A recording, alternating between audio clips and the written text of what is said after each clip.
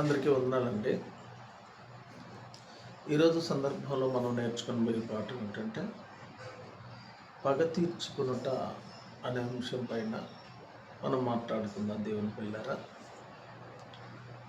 ఈరోజు క్రైస్తవుల్లో చాలామంది పగ తీర్చుకునుట అంటే శత్రువులను కలిగి ఉండి పగ తీర్చుకోవటం, వాళ్ళను పతనం చేయటం, లేదా వారికి కీడు చేయటం, వాళ్ళని అంతం చేయటం అనే ఆలోచనలో పడి తమ యొక్క భక్తి జీవితాలను కోల్పోతున్నారు.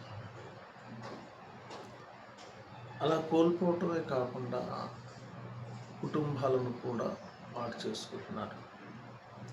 అలాంటి వారికి శత్రువులను కలిగి ఉండి వారి మీద పగ తీర్చుకోవాలి అనే ఉద్దేశం కలిగిన దేవుని పిల్లలందరికీ కూడా ప్రభు రాయిస్తున్నటువంటి మాటలు ఏమిటంటే స్పష్టంగా ఆయన చెప్తున్నాడు.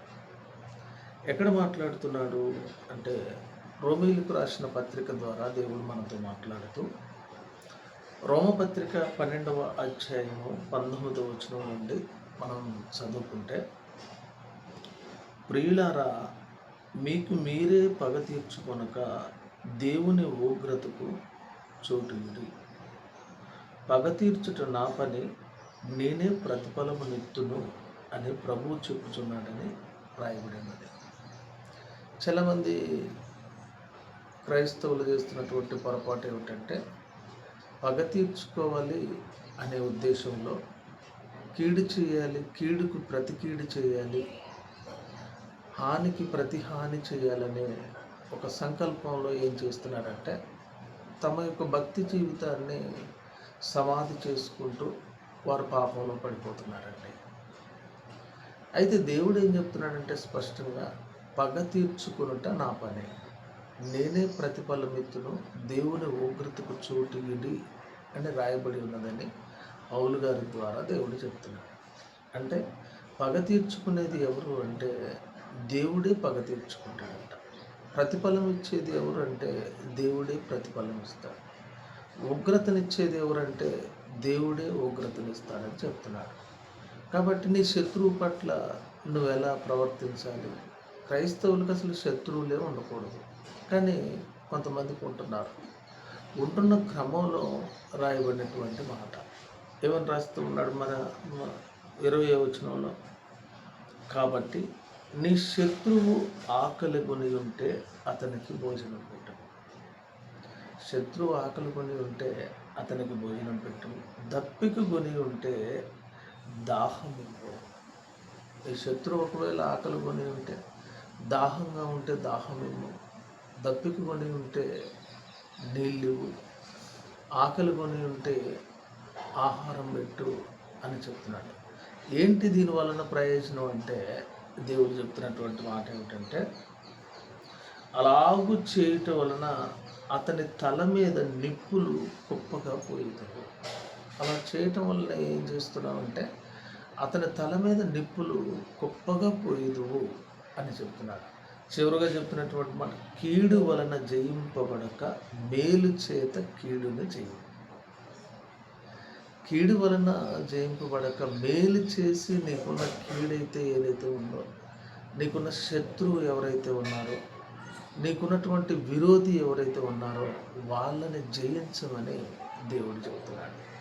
కాబట్టి ప్రియమైనటువంటి దేవుని పిల్లరా, శత్రువులను ఎవరైనా కలిగి ఉంటే, పగ తీర్చుకోవాలనే ఉద్దేశంతో మీరు పరుగులు పెడతా ఉంటే దేవుడు రాయించిన మాటను స్పష్టంగా పాటిద్దాం. ఏంటి అంటే ఏమని చెప్పాడు దేవుడు? పగ తీర్చుకోవటం మీ పని కాదు, నా పని. ప్రతిఫలం ఇవ్వటం మీ పని కాదు, నా పని. ఉగ్రతనీయటం మీ పని కాదు, నా పని. కాబట్టి పగ తీర్చుకున్నట నా పని, ఉగ్రతనీయటం నా పని, ప్రతిఫలం ఇవ్వటం నా పని. కాబట్టి దేవుడు ఈ విషయాలను చెప్తున్నాడు. కాబట్టి దేవుని మీద భారం వేసి నీ శత్రువు నీకు హాని చేసిన వారిని, నీకు కీడు చేసిన వారిని క్షమించి వారిని ఏం చేయాలనంటే ఆకలి కొని ఉంటే భోజనం పెట్టాలి, దప్పిక కొని ఉంటే దాహం ఇవ్వాలి. అలాగే చేయటం వలన అతని తల మీద నిప్పులు కుప్పగా పోయేది అని చెప్తున్నాడు. అందుకనే 17 వచనంలో కూడా 12 అధ్యాయం 17 వచనం, కీడుకు ప్రతి కీడే ఉనికిని చేయవద్దు, మనుషులందరి దృష్టికి యోగ్యమైన వాటిని గురించి ఆలోచన కలిగి ఎనిమిది, శక్యమైతే మీ చేతనైనంత మట్టుకు సమస్త మనుషులతో సమాధానంగా ఉండటి. కాబట్టి దేవుని పిల్లలారా, శత్రువులు కలిగి ఉన్నవారు శత్రువులను క్షమించండి, భోజనం పెట్టండి, దాహం ఇవ్వండి, వారి తల మీద నిప్పులు కుప్పలుగా పొయ్యదు అని వాక్యం రాయబడింది.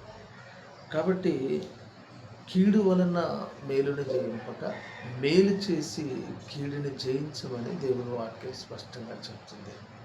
కాబట్టి శత్రువులను కలిగి ఉండి పగ తీర్చుకోవాలనే ఉద్దేశంతో తమ భక్తిని కోల్పోతూ, ఆరాధనలు మానివేస్తూ, ప్రార్థన కూడికలు మానివేస్తూ, మరి వారు మానివేయటం కాకుండా కుటుంబాలను కూడా, పిల్లలకు కూడా ఆ విషయాన్ని నూరిపోస్తూ ఈ భక్తి జీవితంలో నుండి తొలగి చెడువైపు ప్రయాణిస్తున్న దేవుని పిల్లలందరికీ ప్రేమతో మనవి చేస్తూ చెప్పినటువంటి విషయం ఏమిటంటే, దేవుడు రాయించిన మాటను ఫాలో అవ్వండి, దేవుడు చెప్పిన ఉద్దేశాలను గైకొనండి. పగ తీర్చుకోవటం దేవుని పని, మీ పని కాదు. కాబట్టి దేవుని మాటలను గైకొనాలని, ఆ ఉద్దేశాల ప్రకారం మనమందరము, నాతో పాటు మీరందరూ కూడా జీవించాలని కోరుకుంటూ యేసుక్రీస్తు నామంలో అందరికీ కూడా వందనాలండి. God bless you all.